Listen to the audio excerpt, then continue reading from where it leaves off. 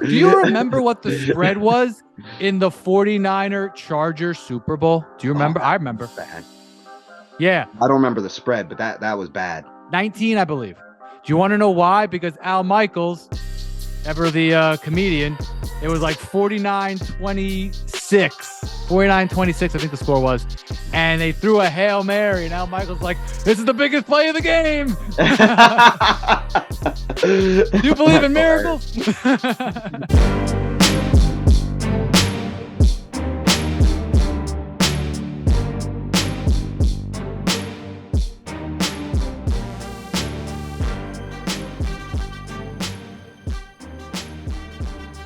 You remember that scene in Breaking Bad when Mike told Walter no more half measures, gave him that great speech? And vaguely. Yeah, and then what happened was he was basically telling him to take Jesse out. Yeah. Jesse was a druggie. Mm-hmm. Walter interpreted it as protect Jesse, goes and kills 2 drug dealers for Jesse. And then Mike goes, it's funny how words are so open to interpretation. Which leads me to watching football.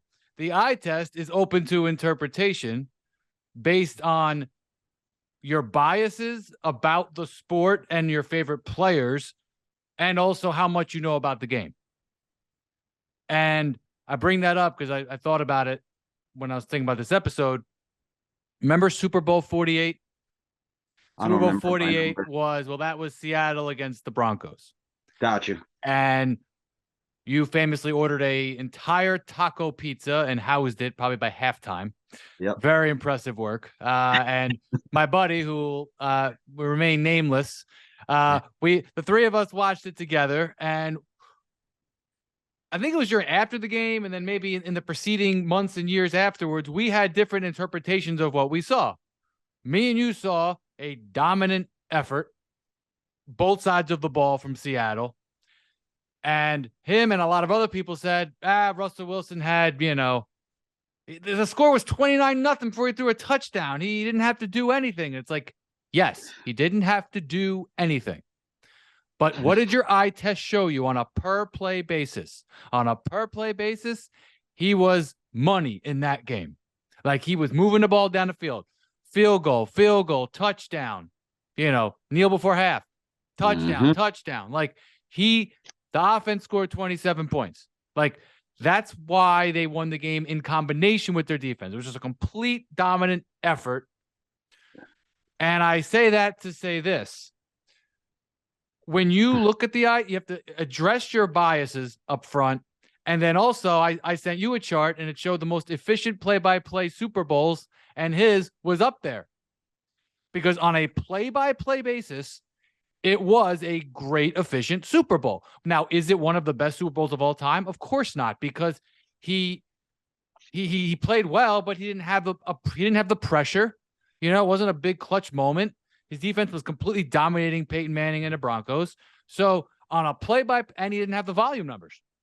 Now, Lynch did nothing in the game, by the way. He had like 15 carries for 48 yards, something like that. So he didn't have the help of a run game, but I'm saying all that to be like, there's ways to look at the game. You got to address that first. And then there's what does the stats show? So it's nice when the analytics match up. I know you love analytics, but it's nice when the analytics actually match up to what you saw. So I'm going to let you speak now. Super Bowl 57. Who played a better game? Patrick Mahomes or Jalen Hurts?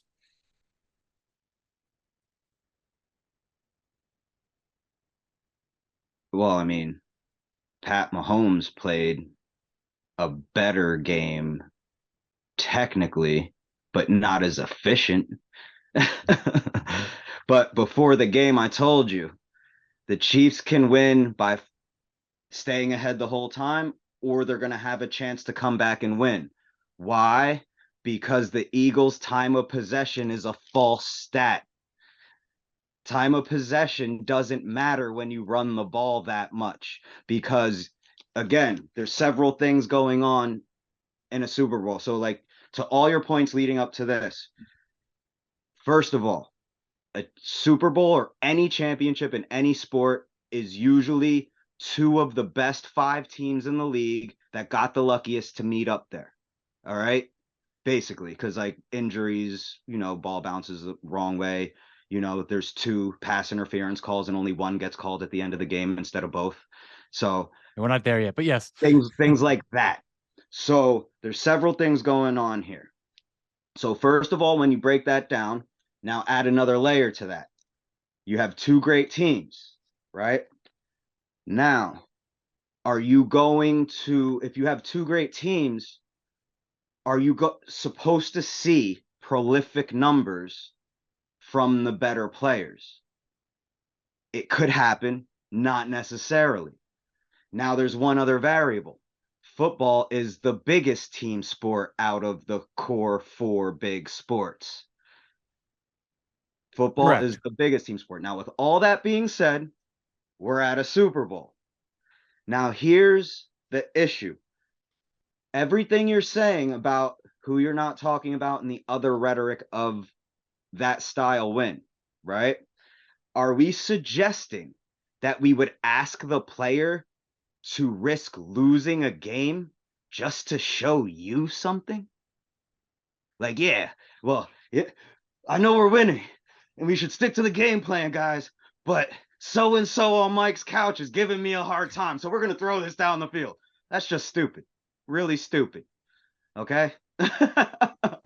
So I don't think you would ask any player to risk losing a game to show a couple of people something.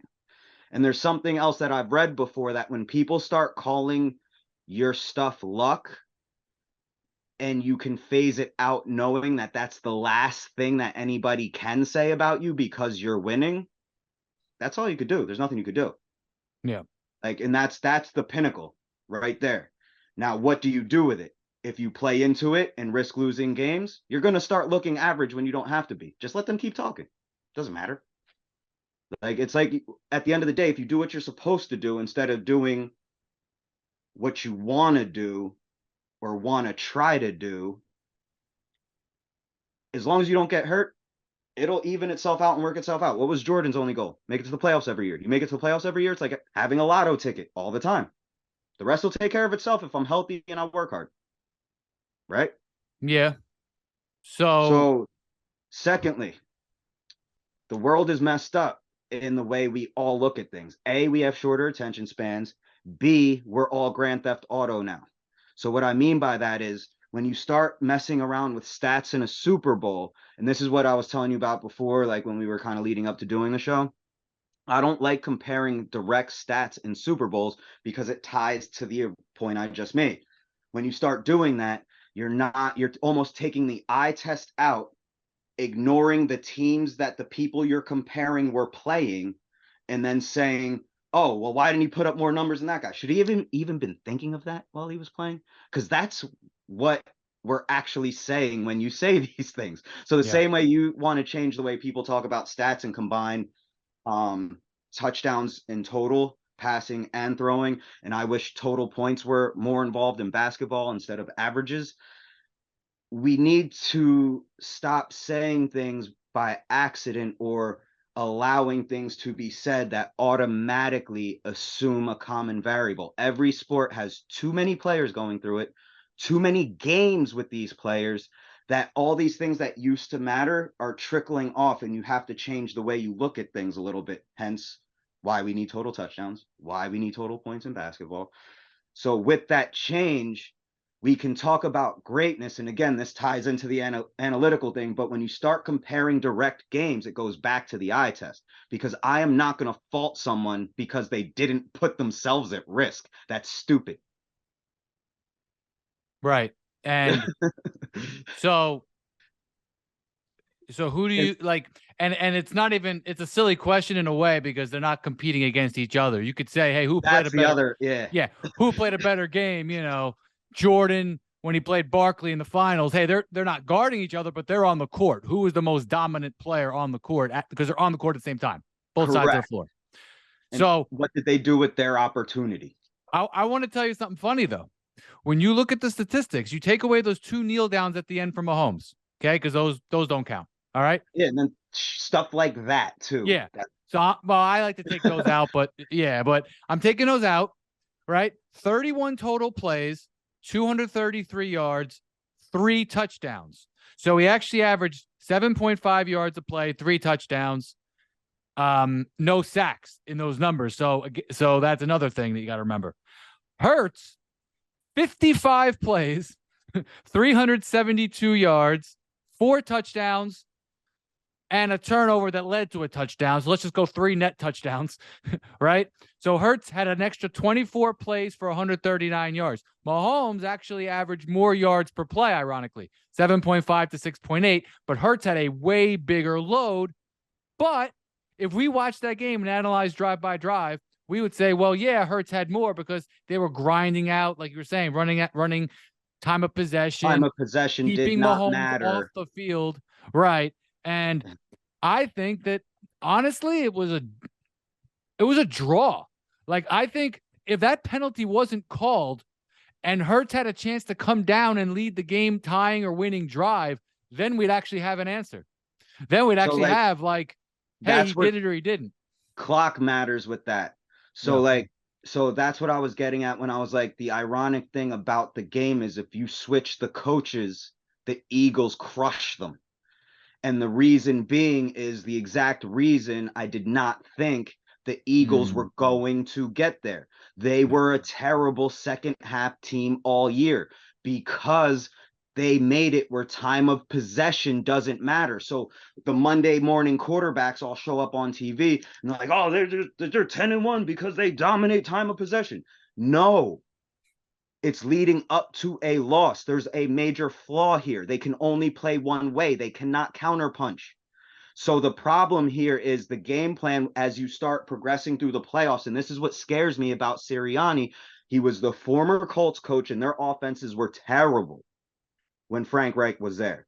And then secondly, this is a minor red flag, but I don't know him personally, but I've seen this one thing and I've never seen the other. Yeah.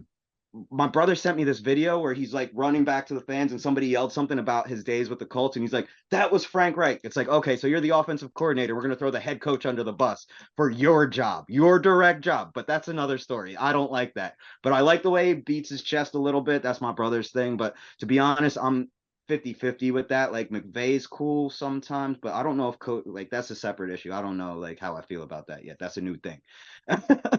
But the thing I don't like is because I told you before the game, the Eagles are going to play one way. So the Chiefs could still come back and win.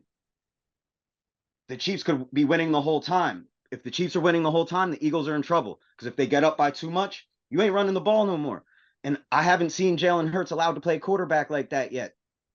So to me, it's ironic, again, separate note, because Hurts' contract is coming up right now and everything. Nobody's calling him a running quarterback. We call Lamar Jackson that. We call Justin Fields that. I heard on ESPN and some other stuff where they're like, well, Chicago could trade Justin Fields, but could he make a Jalen Hurts like or progression? And it's like, no, Jalen Hurts has several things going on here. He has the best team in the league that won't be affordable later. You won't be able to do these 4th and 1 dives for first downs this easy ever again. Well, especially when they change the rules, but yeah. But even then, you won't be able to do it ever again. They literally had a Pro Bowler at every position this year. Yeah, you think about the receiving core and yeah. Well, he's obviously, I don't like the term running quarterback, but he had 13 rushing touchdowns in the regular season, which is the second most ever to Cam, and he had 3 in a Super Bowl. So obviously he fits that bill. And nobody's saying anything, but only him and Josh Allen get this pass. Because again, when I hear the draft coming up, I'm hearing Justin Fields, well, you can't just play quarterback like that.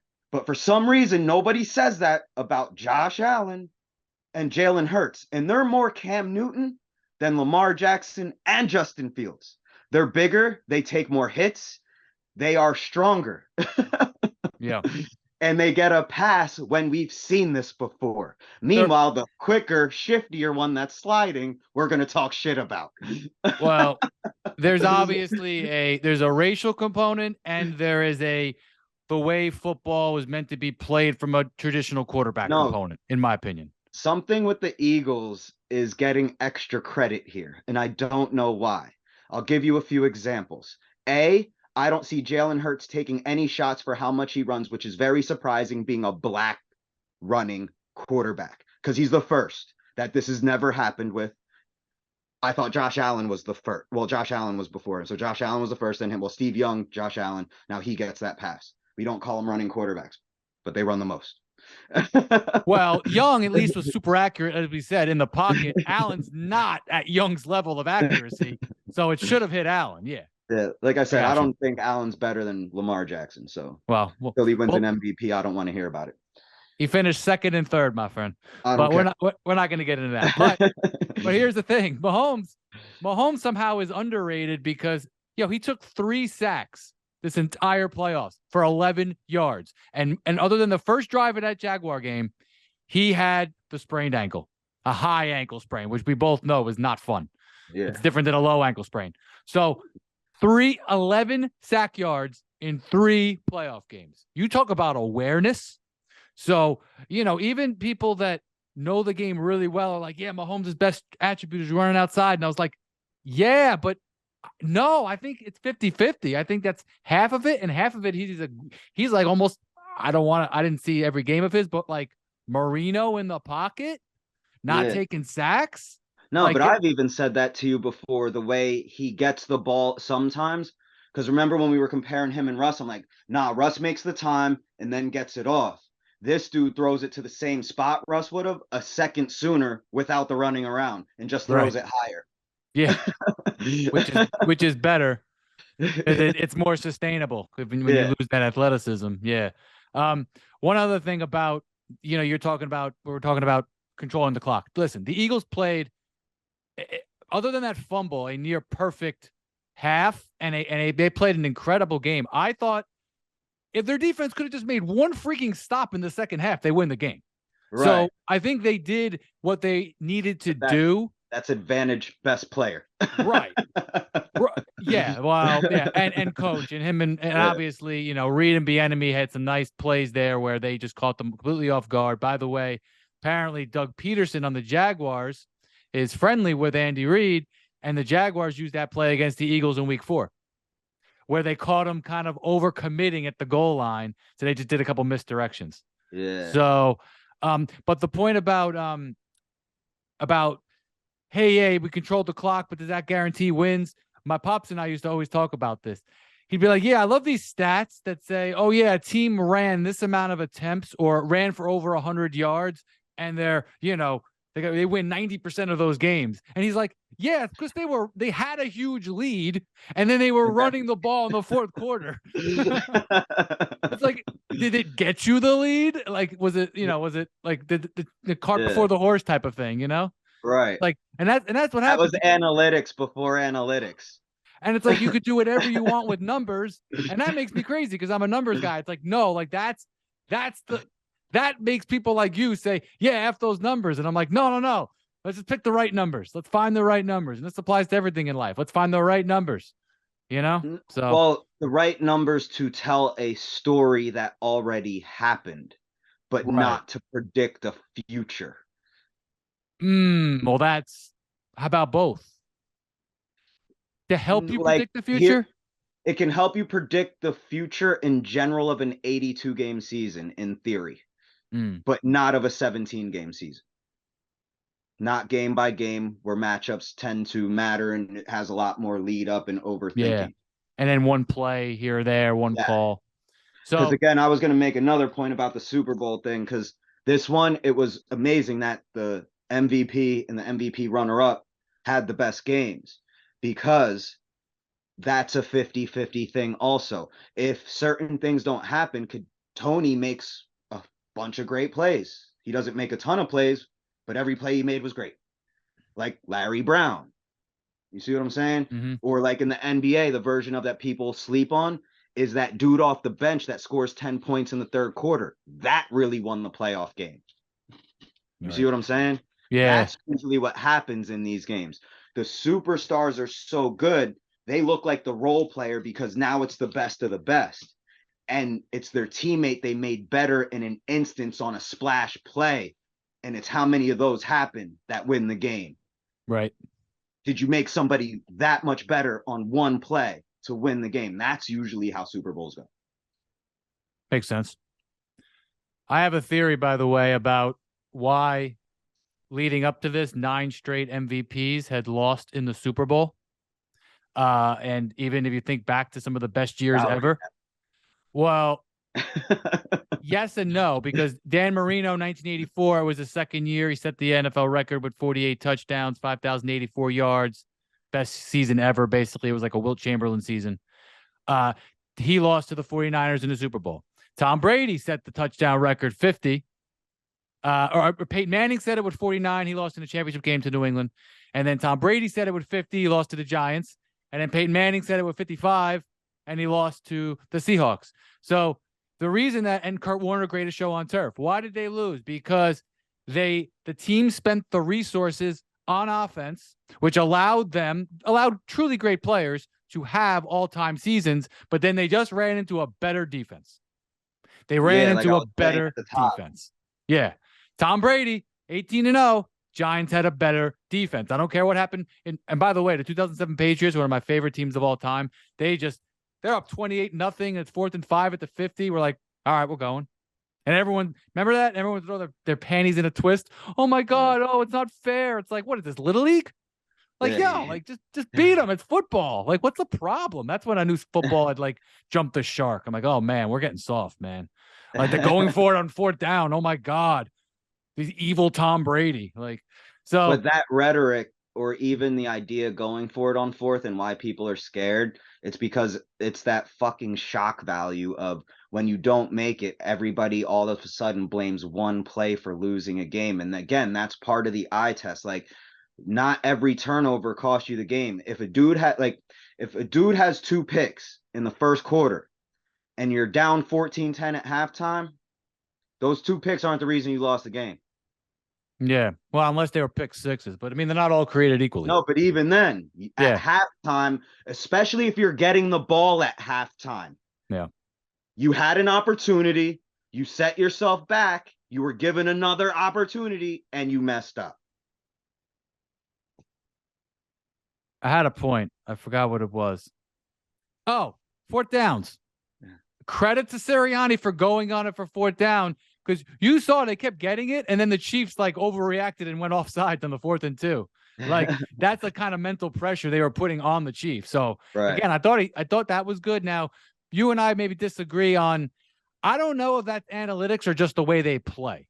They were playing. Every single guy on the offensive line was better than the person they were up against. That's why the Chiefs Chris Jones is not happy with you. Well, here's the thing. Or equal. Is Chris Jones a run stopper or a pass rusher? Good point. So when you have the best team in football, the best offensive line in football, and then you pay your quarterback and 2 of those linemen have to go away, do you think you're making it on every 4th and 1? Nope. Because, like, do you see, like, when you watch the replay of everyone, the line is 3 yards up the field. You see that, right? Yep. Like, Jalen Hurts' feet on a dive, his whole body is across the line. Like, it's not those Tom Brady ones where it's just his head and ball. His whole body is, because the whole line is ahead. Yeah. Like, that doesn't happen. That's some like 90s cowboy Madden football. I took off the salary cap shit. Yeah. That's like video game shit. Like, that wasn't real. They lost a major opportunity. That was a hand-given Super Bowl, but they only knew how to play football one way. And last thought on the Super Bowl, the unfortunate penalty at the end, which kind of took the air out of the building. It took the air out of the place. I was watching it. Okay, here's the thing. It was technically, strictly speaking, a penalty. I would not have called it for theater alone. And I wouldn't have called it because, Mahomes was throwing that ball. He didn't want it to get picked, so he kind of overthrew it, which, again, technically doesn't matter in holding. But you didn't call the one on the 3rd drive of the game where it was more blatant. it cost the Chiefs a first down, and who knows how the game plays out then. Maybe Mahomes goes He might on. have been running after the catch on that. Yeah, if but he's not held. maybe they go on to control the clock, and it's like they have the ball Maybe almost they're 15 winning the minutes. whole game. And Who that knows? comeback you're talking about has to happen and doesn't. Yeah. But I look at it like this. If you don't call it early, you cannot call it late. If you do call it early, you either should call it late, or you could say, well, we were controlling the game, we were setting the tone, and then let the players play late like the NBA. Right. So what do you think? Do you think it should have been called? So I'm of the mindset with dealing with football, because it's not quite like, since it's stop and go, unlike basketball, that you just try to call everything and whatever happens, happens. But technically, it should be where you try to call everything and you can let that go at the end. That's how it should be. But I think the NFL can't get there overnight because of the way they've cleaned up missed calls and they've have too much weird stuff where they're the worst with the rigged conspiracy theories as far as professional sports go. Football's the worst. Like they have the most of them out there, and because it's stop and go, it creates the perception that it's possible. like it can really let the person really snowball it to where they'll believe it. So to me, you have to try to call everything until you can get it to the point that you're talking about and let it go. Now, here's the other problem. If you add in the regular season, you'll notice they were testing that out, actually, because by week 12, rumblings were starting to happen. No, when Baker Mayfield was on the Rams, that's when the rumblings were actually in the media a little bit, and you could actually find stuff on the internet where people were actually pointing out the refs were letting them play the last minute or two or last 3 to 4 drives of a game. The holdings were thrown out the window. They pretty much just held the flags on holds. They threw out holding and hands to the face all game. I mean, I didn't watch the tape, but I'm pretty sure there was some offensive holding in this game. They didn't call one. I'm talking about the last, I know the way they ran 2-minute offenses. Yeah. It felt like the NFL was testing what you were talking about, and again, the conspiracy theorists came out and shut it down before they could even open it up. Well, here's the thing. I was watching my daughter play soccer one time, and these refs were so bad. And it's, again, more egregious than this. And I said to another parent, and I never complain about the refs. I never yell at the refs. Like, I just watch the game and observe. I'm not there. It's not my show. And I said, listen, I'm not saying that game was rigged. But if it was, that is what it would look like. And this game, what I'm saying is, if people who want to say that, I have my theories on other matters, not football, but it didn't look good. It didn't look good. You know how those games are actually why they look like that?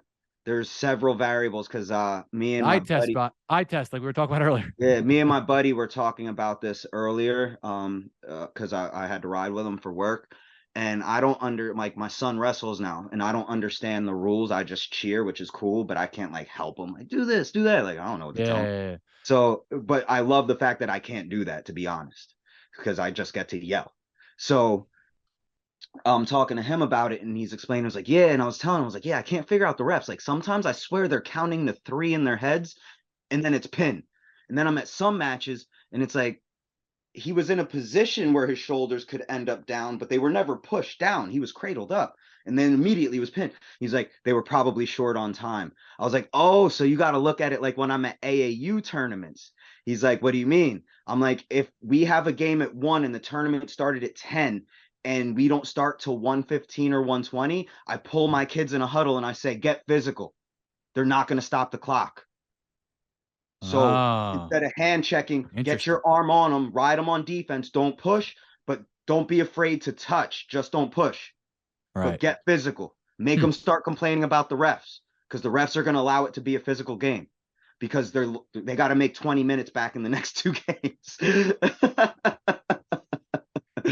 All in all, it kind of, I thought it kind of, I would like to have seen Hurts have a chance to come down and win it, tie the game.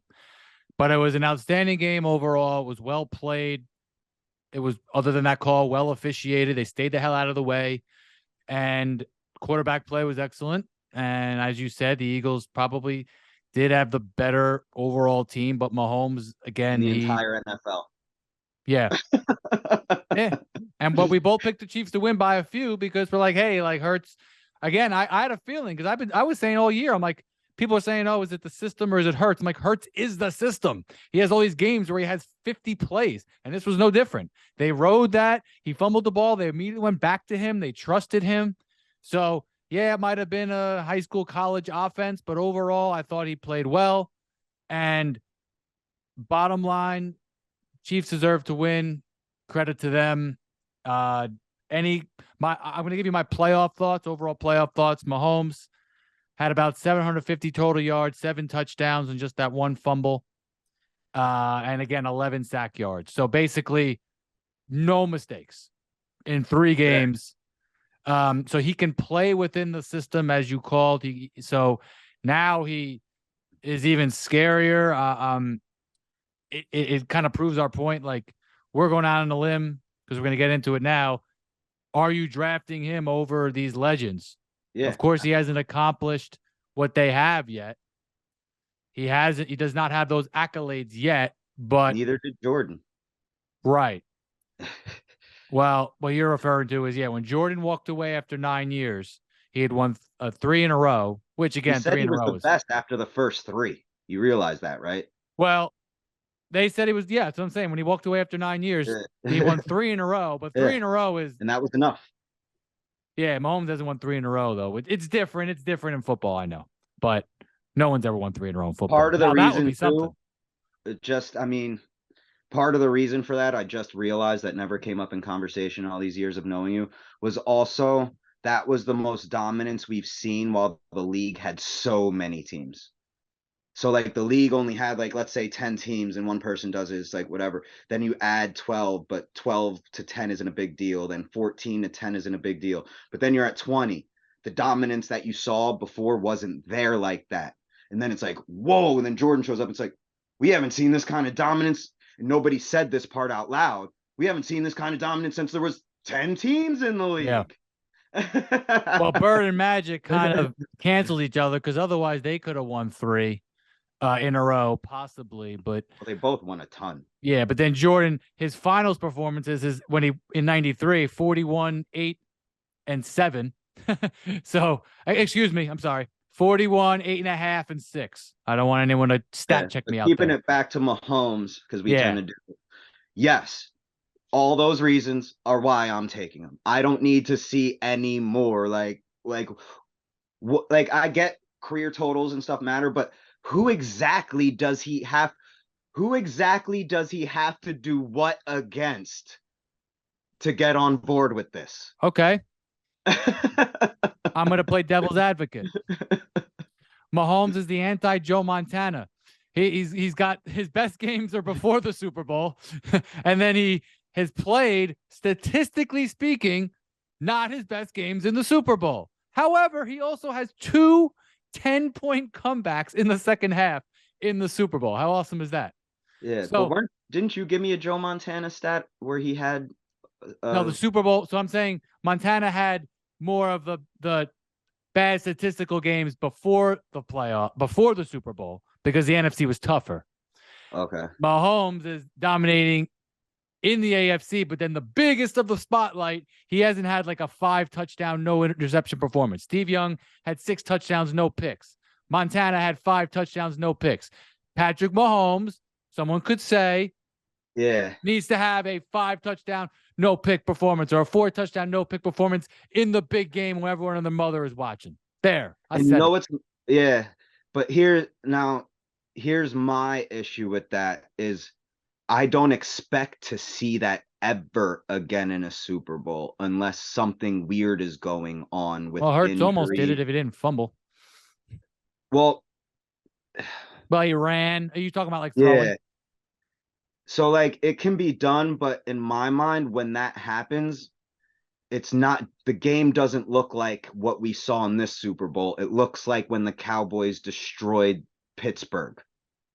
No, but the More Bills. so. The Bills. Oh yeah. Oh well, they destroyed Pittsburgh too. That was a closer game. Wasn't that the one where Larry Brown had two punts for interceptions, two punt returns for interceptions, He and did then he have got two. signed for the He did Raiders have and no, no. It overpaid him. was. It was a close game though. That's all. Oh, But yes, that that is correct. You are correct, Larry Brown. Yep. I don't remember that He game. just Neil O'Donnell, like just didn't see him or something. I don't know what happened. He was. But I think it But was yeah, rigged. the I Bills think it was too. rigged actually. But I don't expect to see games like that ever again in the Super Bowl. And when it happens, it's gonna look like this game where both quarterbacks have great games. And to be honest, I'd almost expect the losing quarterback to have higher numbers because he's coming back. Hmm. That's the world we live in now. Where in the world before, the person gets those numbers on a buildup, not coming back. Come to think of it, considering the rules are more favorable toward quarterbacks now, I think the reason that those big games happened was the AFC NFC disparity. Yeah, Look, that too. do you It remember wasn't this. yeah. Do you remember what the spread was in the 49er Charger Super Bowl? Do you Oh, remember? that I was remember. bad. Yeah. I don't remember the spread, but that was bad. 19, I believe.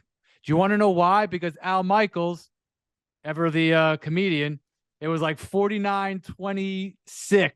49-26, I think the score was. And they threw a Hail Mary, and Al Michaels like, this is the biggest play of the game. Do you believe in miracles?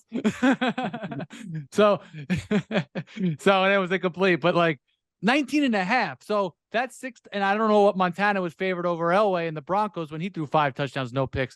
So yeah, I think that was an NFC AFC thing. So all I'm saying is I'm playing devil's advocate. Mahomes hasn't done that, but Yeah, yeah, the game's not designed that way right now. Yeah. yeah.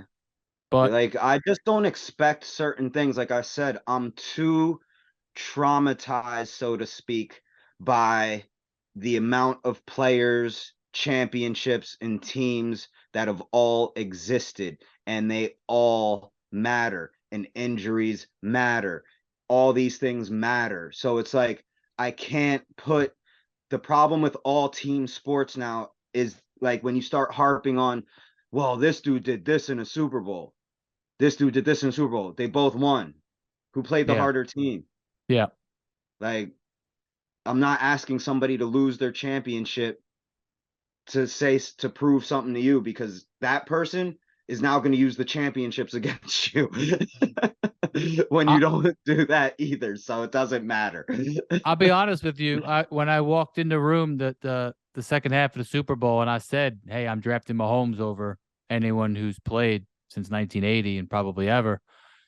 It was not well received, and I think that's because, and this is like a human nature, subtext here. I think people need to see things over and over again before they're like, "Yeah, that's my guy." And I think it's like you said with Jordan. But what if he had lost this game? What if he played the exact same game? The ref didn't make that call and Hurts threw a 50-yard touchdown to win. People would be saying, you guys said Mahomes is better than Montana and Brady. It's like, well, yeah, I think we But think he and is. again, I would respond with and I Yeah, still do. What's so funny? right. No, so would I, but I'm just saying, even as he was about to win, it was like it was not well received. And I think that's because we need to see things. We respect the volume numbers and he actually did it, which again, I understand. I just think that there needs to be a level of 5 years. And that's why I started off last episode saying, hey, he's got no true weakness. It's kind of a weird way to start it off, but it's true. He's got 5 years in the league, 5 AFC championships, 3 Super Bowls, 2 rings. Do you realize, Steve? That's something, what you just said is something that will never happen again, by the way. Doesn't seem likely. It's like, no, I'm telling you, it's never going to happen again. Just like Magic Johnson winning a national championship, getting drafted, winning the NBA championship the very next year, and not only winning it, scoring 40 points in the deciding game, playing out of position. Never going to happen again. Yeah, that was. He could have retired then. Larry Bird won the next year, by the way. What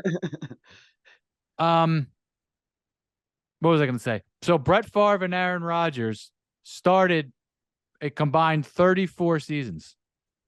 They've made 3 Super Bowls and won 2. That's Patrick why I Mahomes. say that. Patrick Mahomes has played 5 seasons. He's made 3 Super Bowls and won 2. Is that amazing? The salary cap will not allow for this unless you're that good. Straight up. But he could smell it now. I think he could smell being the Jordan. All he needs is 2 more rings, bro. But here's why I say that. So, like, I'll give you a different example, right? Aaron Rodgers doesn't go to OTAs, doesn't work out with his team beforehand, takes all the money, so they can't bring in a receiver. You really should have showed up to those to develop your receivers. So you don't show up to these things. So now you got to get them on your page during the season. And then as you're doing that, you're helping them on the field, I guess, because you're playing together. But your mannerisms are terrible. Like, unlike Jordan, where like he used to show no thing, he would only show positive stuff to the crowd. Like, but he would try not to show up. Like when he made all the threes against Portland, it's this or it's this, but it's only positive stuff because he knew if he hung his head at all with the cast of jokers he had that did nothing on any other team, Don't go too far. They would have not been good enough to win championships. That's the part people don't realize about Jordan also. Like, outside of Scottie Pippen, none of them dudes did anything on any other team outside of the people that were brought in that did stuff beforehand, like Rodman and Ron Harper. But the people that were already there, they never did anything on any other team. They got paid after Jordan, but they were just Deion Branch. You see what I'm saying? Yeah, that's fair. The salary cap will not allow it.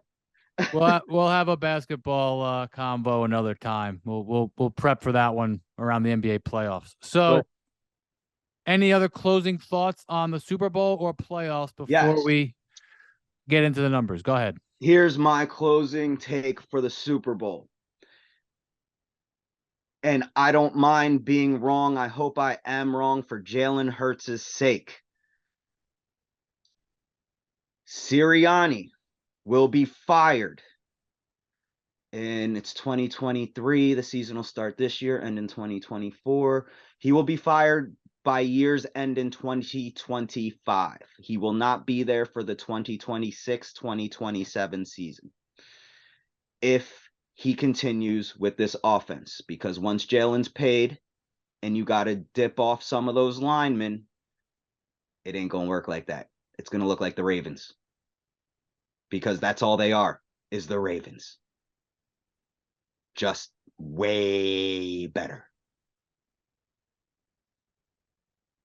Explain. So me and you had a difference in opinion of tight window throws. So Jalen Rose. Sorry, Jalen Rose. Jalen Rose and his $100 million haircuts. I sent it to my barber. I'm like, yo, I don't pay you $100. I can't go to you anymore. Jalen Rose said I can't go. I'm spending enough on my barber.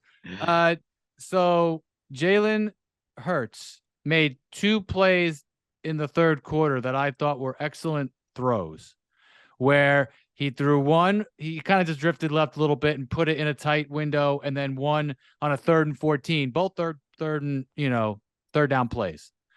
And I said they're tight window throws because he had to put it in one spot. Now, you disagreed with that. Can you explain what you mean by that? Okay, so is one of them like the play you showed me? Yeah, remember the one where it got reviewed and it kind of stuck to the guy's helmet? Yeah. So that's what. Yeah, and I was telling you, I was like, actually, the only tight window throw he threw was the one they took away, which was similar to the helmet one. But yeah. Well, that's they took away the helmet one, didn't they? No, they took away the other one. They took away another. I meant the helmet one. But that's my problem, and that's why I think Sirianni's going to get fired. They should have been letting him play quarterback and working it in throughout the year, instead of running the Ravens offense with Pro Bowlers at every position. That's what scares me about the future, because at some point he's going to have to let him play quarterback like the quarterbacks he had in Indianapolis. So, like, can he actually devise a passing game? Because here's the thing.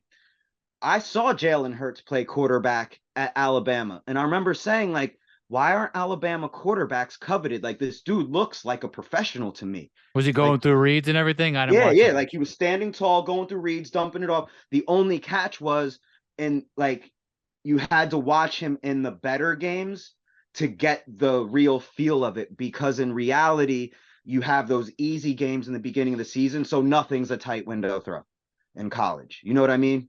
You have Yeah. to look for certain games to get certain throws to see. You know what I mean? Yeah. But he was still making them. And then even before he left Alabama, Tua got pulled in a similar situation when Tua took his job. Tua all of a sudden fell into a slump a little bit, and Alabama was at risk of losing a game late in the year. It was like one of the last 2 or 3 games of the regular season. Jalen Hurts came in and won the game, but Right. because Tua already played a full year, he couldn't come back in and take the spot. That right after that year is the year he transferred.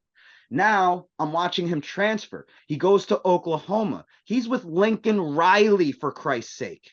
This dude just airs the ball out. He's the quarterback guru of the NCAA. Okay.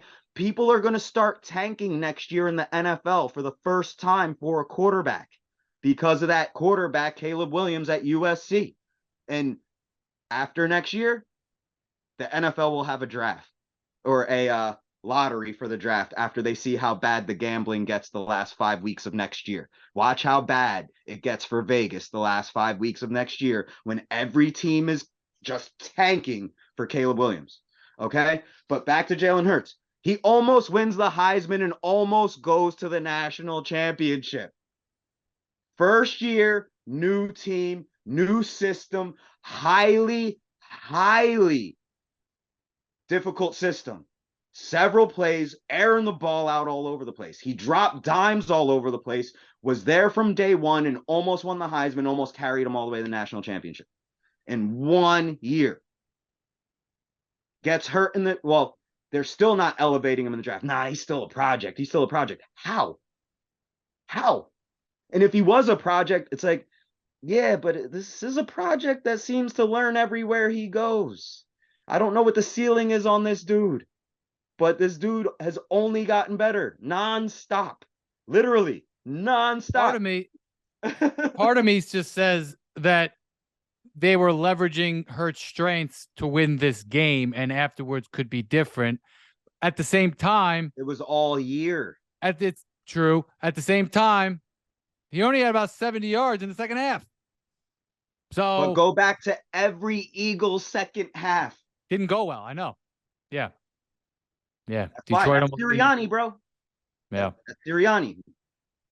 So I just see that second half trickling into the second quarter, then eventually trickling into the first quarter, and then they're going to need a coach.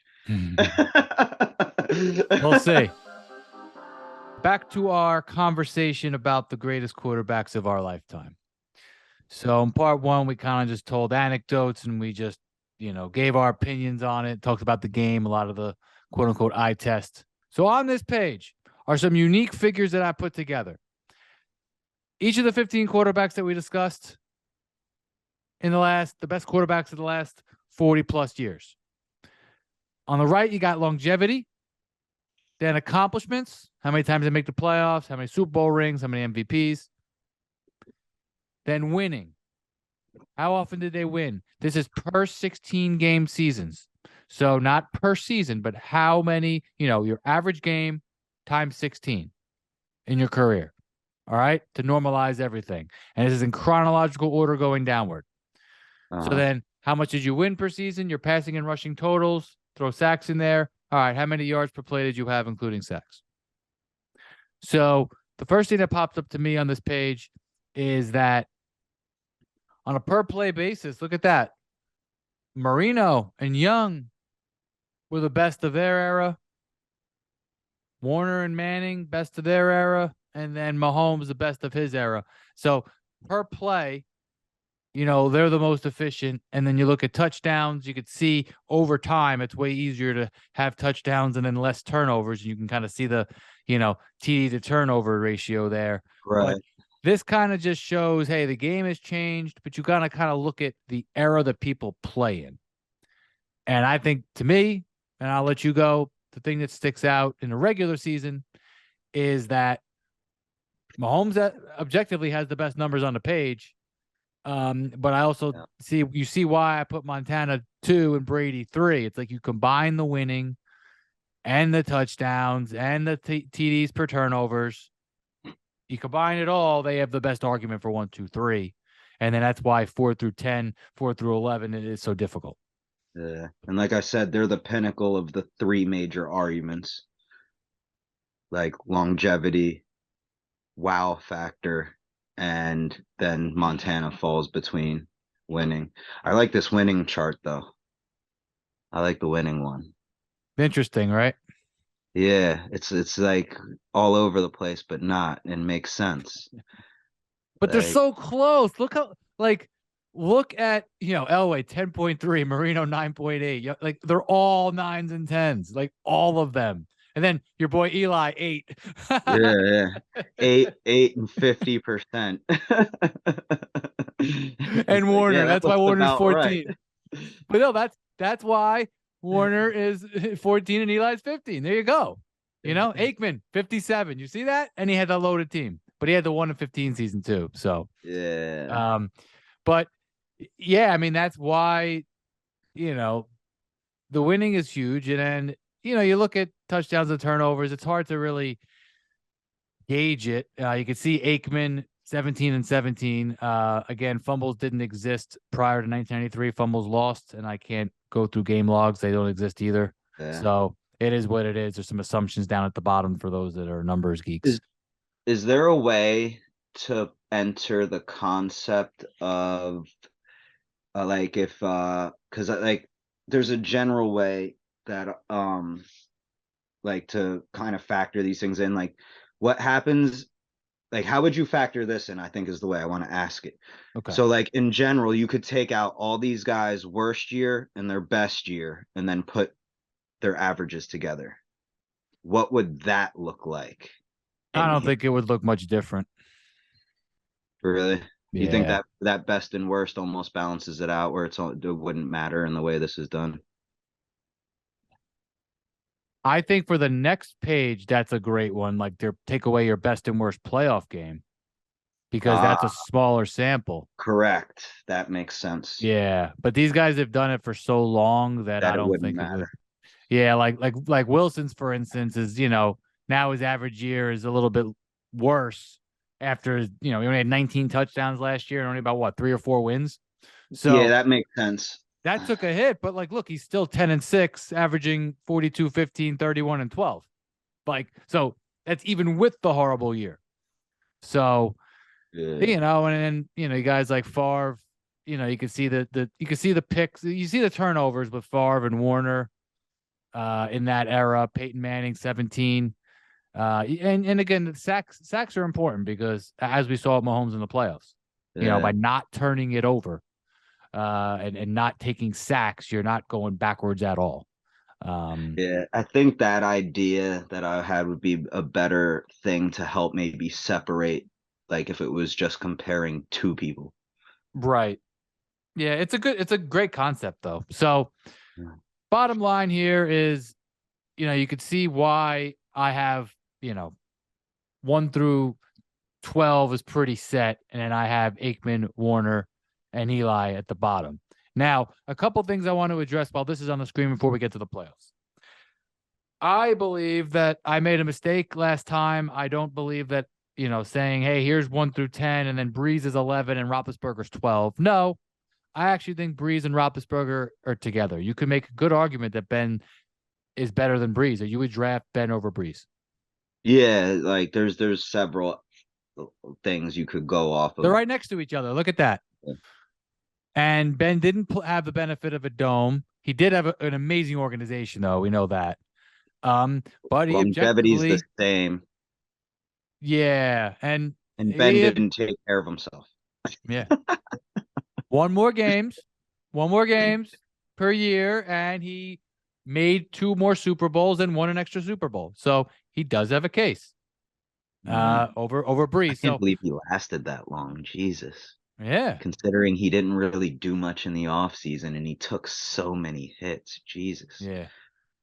Yeah. And again, this isn't a perfect science because, if you took Rodgers, hey, his average year is, you know, 35 touchdowns, 10 turnovers, 4,100 yards, including sacks. And okay, did he play 15 full seasons? No, but you know what I mean? So he missed some games in there. So this is the best way to normalize everybody Yeah. across eras. So it's not a perfect science. It's numbers mixed with analytics.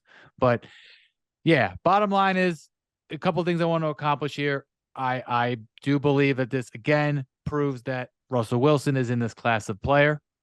That's not a popular contention, but even his numbers for his era slightly worse than Rodgers and Mahomes. Um, Over the course of 11 years, he's pretty much proven, hey, I'm in that class. Yo, the 18 combined games over 6 seasons for Young, is that injury or just the whole Montana get in where you fit in situation? He was with the Bucks for a little bit, and then I believe it was a combination of three things, like the Bucks, maybe some injury, and then the Montana get it where you fit in. Okay, that was So a little everything. yeah. So then, I just don't remember. so I basically, well, his numbers are kind of hard to put together, but basically it's just a combination of all his, the games that he started, and then here's his numbers for those games. Yeah, So it's just crazy. It yeah. was much more impactful on the memory than what I'm looking at. Well, there's no completion percentage to wow you. But look at the yards per play. So there you go. Here, yards per play. So you could see Young and Marino a little bit better than Montana, but Montana was earlier. But you could see how hard it was to have touchdowns back then. I mean, you look at the seasons, and That's again, physicality. this is per 16 games, bro. Montana won 2 MVPs in a row, and he threw 26 touchdowns. He 26 touchdowns, 16 picks, won the MVP. So it's a whole different era. Yo, you know what is crazy though? Is it was a different era and it was more physical, but you couldn't push receivers out of bounds for incomplete passes like you can nowadays. So Yeah, like they gotta have those something. no touch sideline grabs Yeah. were actually easier back then. Hmm. Interesting. Look at the yards too, by the way. You could see how, Montana and Elway, including sacks, barely, under 3,500 yards a year, per 16 games. So they're barely getting 200 yards a game. It's just crazy. It's just the fact that they couldn't complete as many passes is why they couldn't score touchdowns. Yeah. Yeah. I mean, and again, I think the weather was worse, the rules. Again, the whole fear of going over the middle, Yeah. everything like that. And you can smash quarterbacks. But, and that's why you look at Mahomes here, he's got the touchdowns, he's got the touchdowns per turnover, and then he's got the yards. The yards are just exploding off the page here. I mean, there's a couple guys that are close, like Warner and stuff like that, but and Peyton and Breeze. But I mean, look at that. Like, and the yards per play. I mean, he has everything, but if he didn't have the winning, again, if he didn't have the winning, it wouldn't matter as much. But he's got the winning. But the funny thing is if he beats the Bucks in the Super Bowl, that's the only other game he needed to win to like make this a more normal argument. That's stupid. Yeah, and he threw two of the best passes ever that got hit off guys' helmets in the end zone, right? In that game, remember that? And so I think he played pretty valiantly. If we watch play by play, Yeah. that's the other thing we're talking about play by play. That's like a very inefficient Super Bowl overall in the last like 20, 30 years. On that chart I sent you and I was referring to earlier, Yeah. if you watched the play by play statistically, yes, it was poor. If you watch play by play, what he actually did, it's like, no, Yeah. he played actually a really good game. And guys were in awe of him. You saw guys on the Bucks bench. You saw it, the NFL films, and they showed how guys were in awe of him. And that's the reason, bro. That's what when I first saw that, I was like, wow, they're in awe of him. Like players were in awe of Jordan. The way Yeah. Magic looked at Jordan hanging in the air and switching hands, and the way Magic would describe it, it's like I'm just not on that level of guy. Like And that's that's the irony. I honestly think there's a lot of players that would say that out loud. They're just not doing it yet or in the yeah, position to do it. But yeah, I honestly think if you ask if somebody had the ability to ask every player in the league and keep it anonymous, they would be saying the same thing. Yeah. That's the thing about guys, the way guys talked about him. Now, this is this is the playoffs. So same thing. Average playoff game. So take all their playoff games, divided by the number of games that they started in the playoffs, multiply it by 16. Very simple math. And all the fumbles are accounted for here. This is how many full years that they played from the previous page. This is how many times they made the playoffs, how many times they made the championship game. So as you can see, Brady has the numbers and accomplishments that are just completely pop off the page. In terms of everything here. The Cowboys were bad Aikman's first few years. Yeah, but I highlighted Mahomes because LA made 6 and 7, 7 for Montana championship games made. Mahomes just a 5 and 5 though is crazy. And this shows what I was saying about Warner too. Like you do realize only 5 years actually matter with this dude, right? Yeah. This is weird. So this is your 11 game. This is your 16 game like average. What was your win loss? But this is how many games you actually did it in. So Warner didn't even win. He didn't go 11 and 5. He was on 11 and 5 pace. But funny you bring up Warner. Warner was a touchdown machine. Again, he had a couple of 4 touchdown, no interception games and a 5 touchdown, no interception games. I mean, he had 3 amazing games in the playoffs that kind of bring him up. So that's where if you took one of those away, maybe it's a little bit calmer. But hey, that's part of it. Like Brett Favre.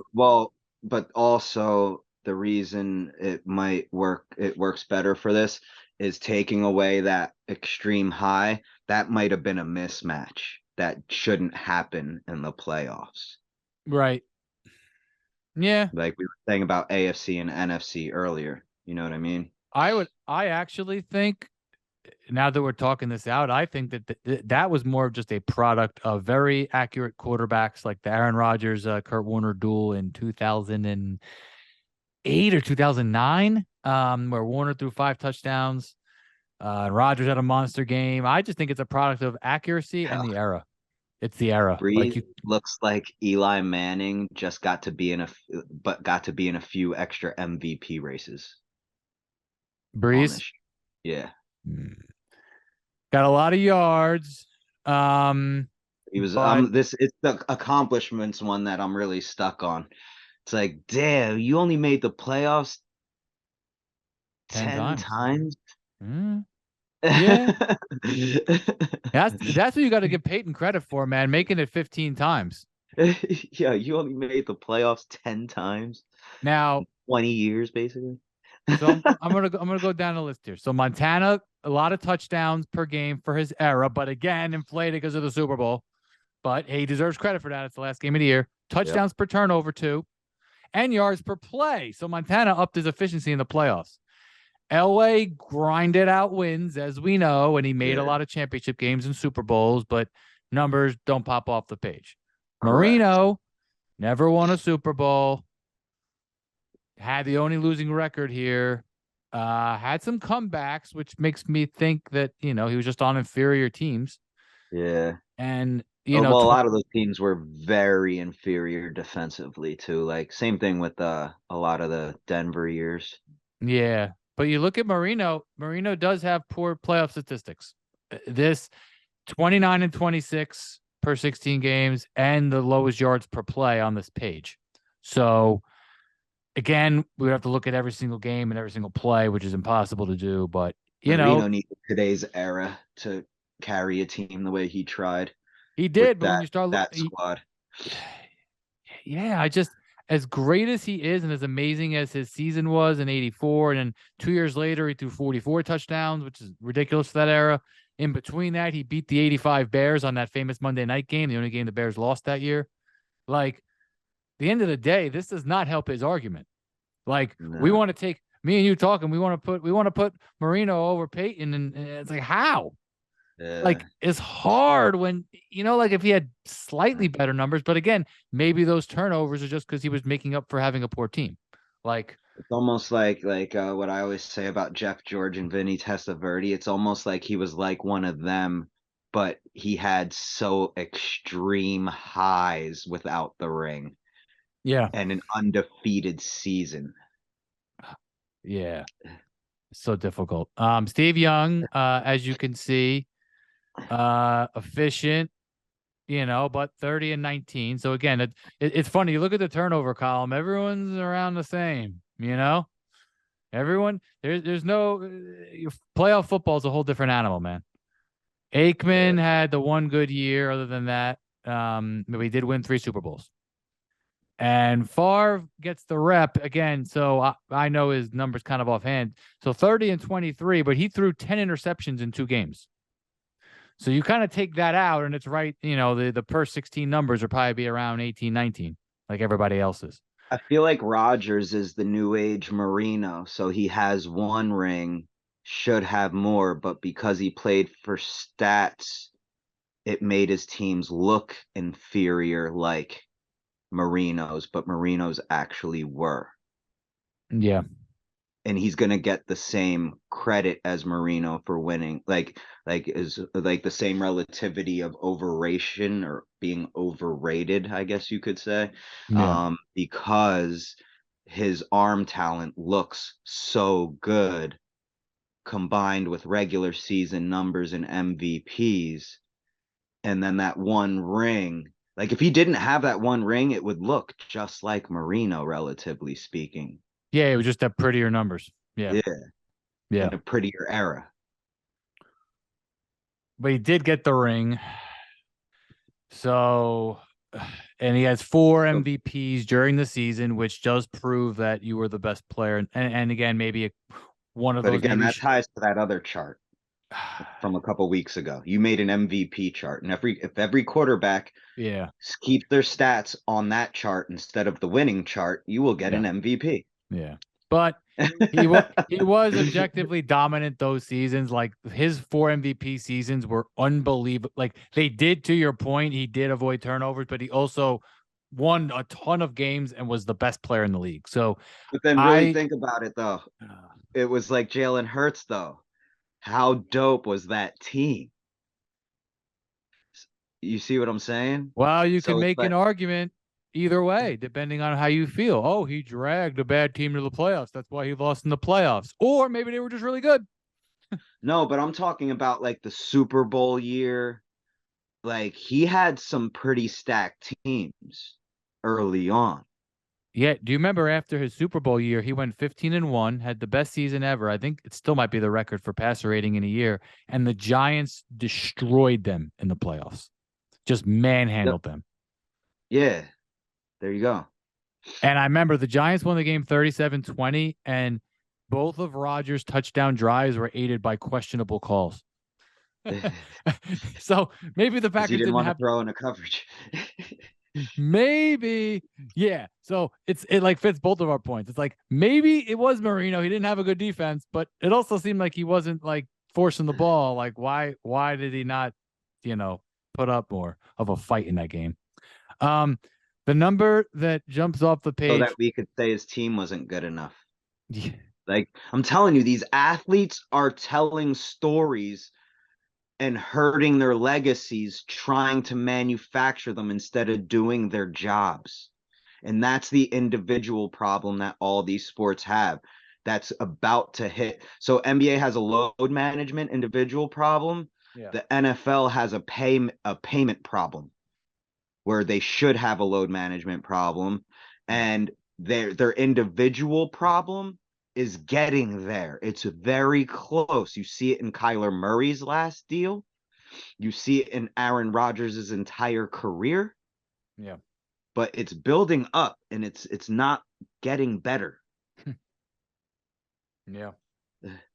So the one number that jumps off this page to me is Peyton Manning averaging 25 touchdowns per 16 games in the playoffs. That in terms of now, this was 1985, 1990. Okay. Like Elway. But when you are sandwiched between 30, 41, 32, 33, 37, and you're at 25, Your yards per pass, lower than everybody. Well, Brady, but again, some of that was where he played a lot of his playoff games. Right. So that's the biggest thing to me. Peyton Manning, per 16 games, he won 52% of his playoff games, 25 touchdowns, 18 turnovers per 16 playoff games. I think that's the biggest thing. So he won 4 Super Bowls. I mean, won 2 Super Bowls, made 4, made 5 conference championship games. He had some bad luck in the playoffs, but to me, when you look at you look at Montana, Brady, Mahomes, there's our top 3, right? Who's got the next best winning percentage of all the great quarterbacks on this list? Not Aikman, not Warner, Eli. No, because he's only in the playoffs a couple times. Elway is next. And what'd you say? Hey, you put him in the 4 spot because of winning. He won early. He won late. He got to more Super Bowls. That is why, my opinion, Elway has the best argument to be number 4. But does Peyton Manning have a good argument to be 1, 2, 3, 4, 5? I don't think he does. I mean, there's a decent argument. I'm just not feeling it.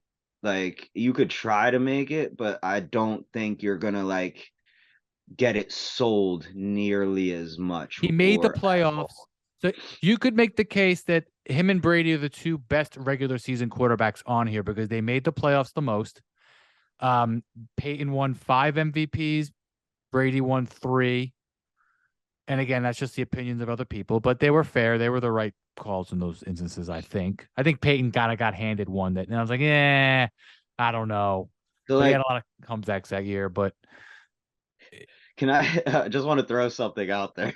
Yeah, go ahead.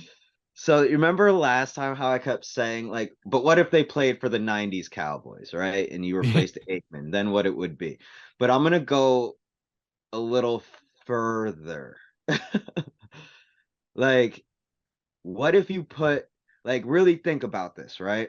I know what you're going to say. I took Aaron Rodgers and put him on the Eagles team that lost in the Super Bowl with Andy Reid coaching. Do you honestly think he'd be better in that situation than Dan Marino? I don't, because I think he'd be throwing it to the open receiver too much, and he'd have 1 or 2 extra incomplete passes where Dan Marino would have tried to stick it in there. Yeah, but Rodgers would have ran for more first downs. No, but you got to remember, Marino's one of the best mobile quarterbacks that ever lived.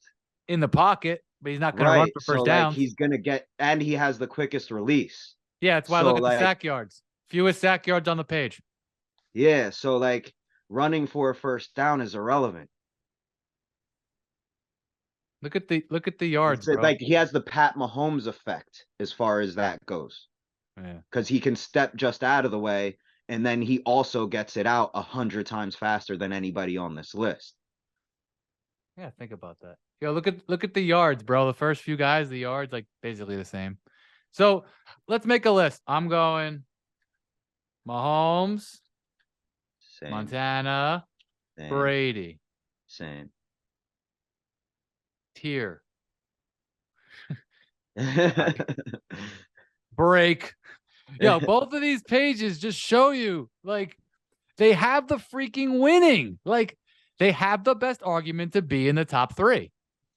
Whether or not we want, whether or not they were in the right situations, they all were. Coaching matters. So, like, what we talk, yeah, that's my point. Let's get into coaching real quick. Coaching matters. What if Mike Holmgren can stay with Brett Favre? What if Peyton Manning had a better guy? You know what I mean? What if Kyle Shanahan and Andy Reid weren't 100 times better than everybody else in the league? Hey, what are you gonna do? Andy Reid, okay. Andy Reid was a field goal away from being known as the guy who always loses in conference championship games at home. Okay, so it is true though. He wouldn't be known for there. Like, that's an anomaly in itself. Well, it's like people who criticize LeBron for being, by the way, losing finals isn't saying, oh, but Magic is still better. What, do you want him to lose in the second round? What the hell's wrong with you people? You don't Peyton Manning. Now, by the way, Mahomes, like, his playoff numbers are better. Like, these numbers are insane. I don't care what era this is in. This is insane. 14 games, and this is his pace per 16. So props. Okay. My 4 is Elway. Who's your Yeah, 4? I'm Okay. gonna go Elway also. All right. I think this is 5. where we start to differ because I want like skill wise, but it's just there's not enough there, I guess. I was gonna put Young 4, and then I Well, was gonna put Young 5, but then I kind of want to put Favre there. now Young losing to Favre 3 straight years should technically not matter, but technically should matter. Let's look at their numbers here. Wow, they're basically identical. Well, I mean, identical in terms of their records. Uh, But you got to remember, like wow, they're really similar. Young had to see those Cowboys on a regular basis. He didn't do it long enough. But what are we deciding here? Who are you drafting for life, or who you drafted for 10 years? Well, see, that's the thing. Like, if you're saying 10 years and I can keep any of these guys for 10 years, Young is number 4. All right.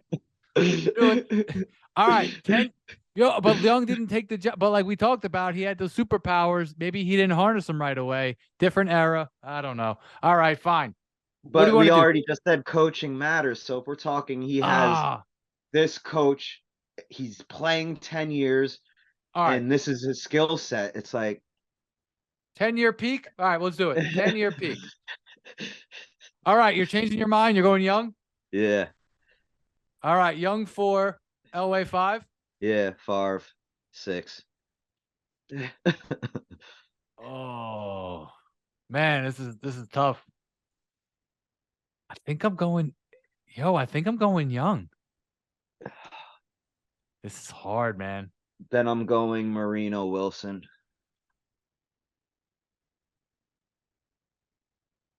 And to be honest, with that, yeah, no, just leave it. I'm doing what you were doing with Steve Young when you were at my house.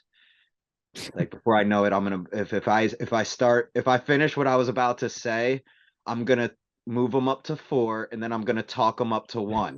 Not really. I'm just saying that, but you know what I mean.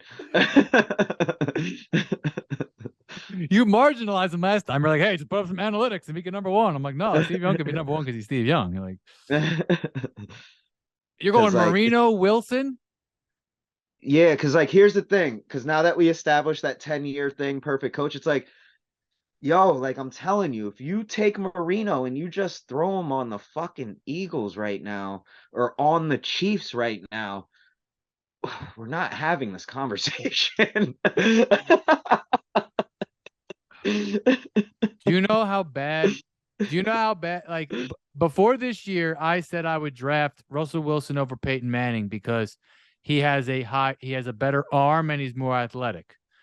Obviously, Peyton's a better pocket quarterback and a smarter quarterback. Well, So, it depends on what you mean by that, because he's smarter, but technically, by definition, every pick 6 was a guess, and he has the most of them. So is he smarter, or did he just make the best Vegas odds and bet on those odds the most before the snap? Wilson does have better playoff numbers. Good point. Yes. Good point. Because that's why it's so bad in the playoffs. Because those odds in the regular season don't work the same way in the playoffs. But look at that.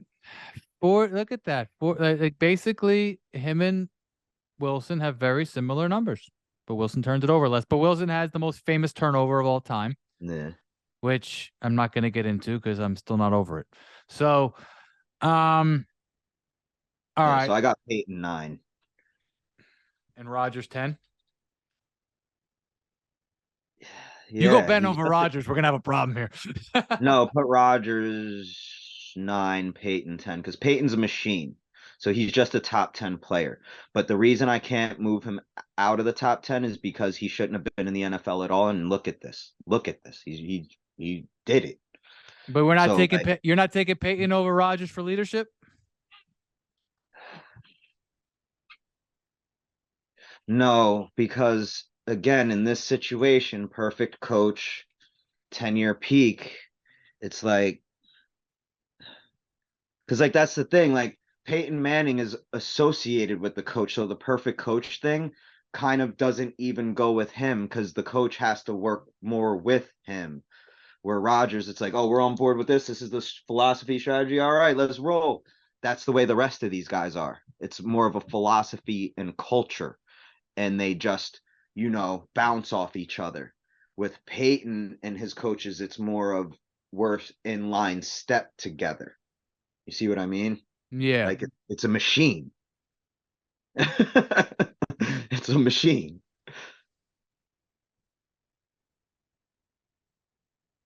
So yeah, I guess I have to put Rodgers ahead because of the, like I said, and if you were gonna be on Aikman's Cowboys, that open receiver is gonna be there, and Rodgers is gonna get it there too. And Rodgers is gonna get it there quicker on a rope, and it won't be a duck. All right. I'm going with Wilson 7 because this is 10-year peak. And I have a listen, 10-year peak, and when he turns it around next couple years, you want to say 10-year from the time he's drafted or 10 years from whatever 10 years next year and thereafter will help the argument. But I'm with you. It's just the whole, again, perfect scenario thing. yeah, I I we'll see. I have a right to reserve. I have the right to change my But I'm mind. with you in real Wilson could life. move down to 10. Okay, who my 11 is I'm still picking Breeze over Roethlisberger. I'm going Ben then Breeze. And the funny thing is up until we did this recording, it would have been the other way around. Okay, so now where do you this is important. Do you do a line after Peyton? I do. I do a line here. Yeah. Well, yeah, I mean, we talked about this before. Technically, yeah, I would say after Peyton is perfect, actually. But yeah, like pretty much from here on out, like there's people that aren't on this list. If you brought them to the table, I wouldn't give a shit. All right, I'm gonna go. Just it's so hard. I'm just Yeah, gonna no, do. that's exactly why I just said what I said. All right, give me your other I three. would go Warner, Aikman, Eli. No. I want three random guys. Um, You said Warner, Aikman, Eli. Okay. uh, I mean, honestly, I would take Warren Moon over Aikman. Uh, So where do you put Moon? 13? yeah. Um, We see, like got Dan harping on these Fouts, we guys got too much. Cunningham, Yeah. Jim I mean, you Kelly. can't. Jim Kelly made 4 straight Super Bowls, but he also had Yeah. 21 passing touchdowns and 28 interceptions in the playoffs. And There you with got the to conundrum. remember too, he was in a perfect scenario, but in very shitty weather. You got to remember it snowed a lot more when we were kids. Yes, that is very true. Like I just realized that now. Like, Yeah, the 21 and I 28 forgot. thing is befuddling, I guess, but it has a lot to do with the weather. Yeah.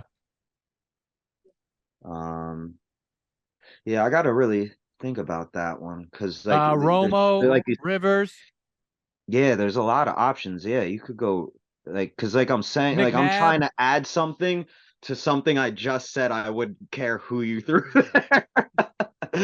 You know What what I about mean? McNabb? Yeah, same thing. I would take McNabb over Eli any day of the week. He threw up in the Super Bowl. Eli led 2 game-winning drives against the GOAT. No, No, I would take McNabb any day of the week. no, That you're dude nuts. fucking killed the Giants. Brian Like he Westbrook was, killed the Giants. All right, so we'll throw Moon, McNabb, yeah, and I would you want definitely. Romo, Mm, Rivers? Rivers.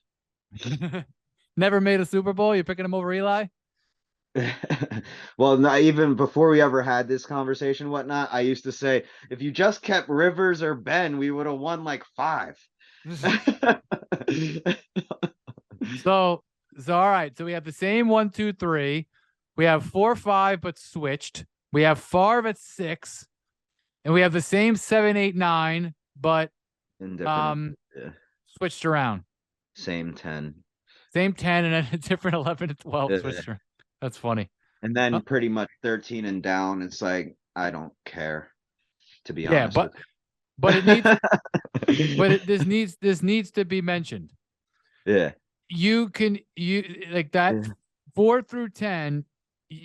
Again, if someone wants to put, because I had Young at like 8 to 10 when we did the first one, and now I've kind of thought about it and been like, you know what? He was so talented and so accurate. Like, how could I? Peyton Manning has had a better career objectively, but how could I? How could I not want someone who's like is accurate as Peyton Manning, but runs like freaking Aaron Rodgers? You know what I mean? Better than Aaron Rodgers. Right. I would honestly say, see, I was trying to draw. It's a little gray, I guess, when you get past the top 3, because you could say some of these guys, it's true too, but a lot of these guys, you need the situation we're talking about to beat those top 10 or so. Like for instance, the top 10 in here, well, technically it'll get exposed for Peyton in the playoffs. And Rodgers, it's been exposed already. So the top 8 in here. Yeah, I just figured it out talking it out to you right now. The top 8 in here. Coaching does matter. An average coach, as long as those top 8 have an average coach. You need a good to great coach with somebody in the next 9 through 25 to beat them. Yeah, I see that point. No, another tiebreaker: revenge games. So when Joe Montana was on the Chiefs, they traded him after he got hurt from that famous hit by Leonard Marshall. He was out for 2 years.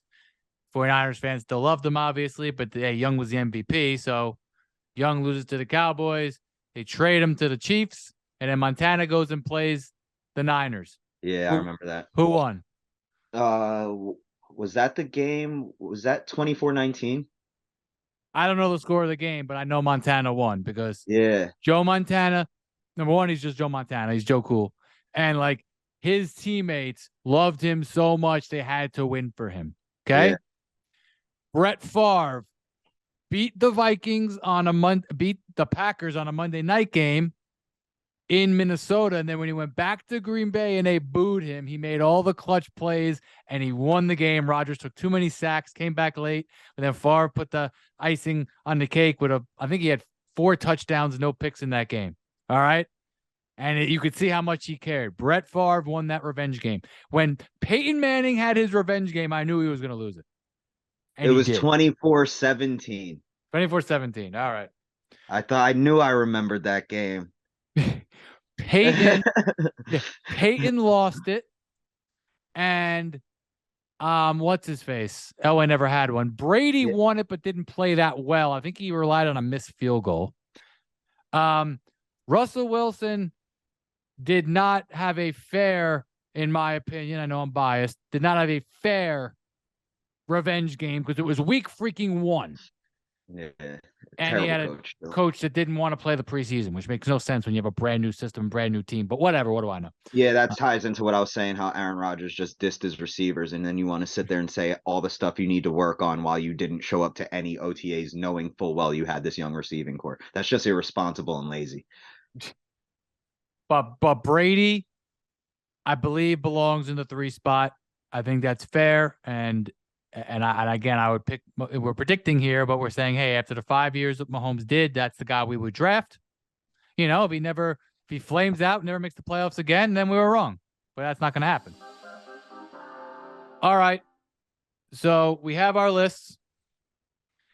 My list is Mahomes, Montana, Brady, tier 1, and then Elway, Young, Favre, Wilson, Rodgers, Marino, Peyton, tier 2. Breeze and Ben, tier 3.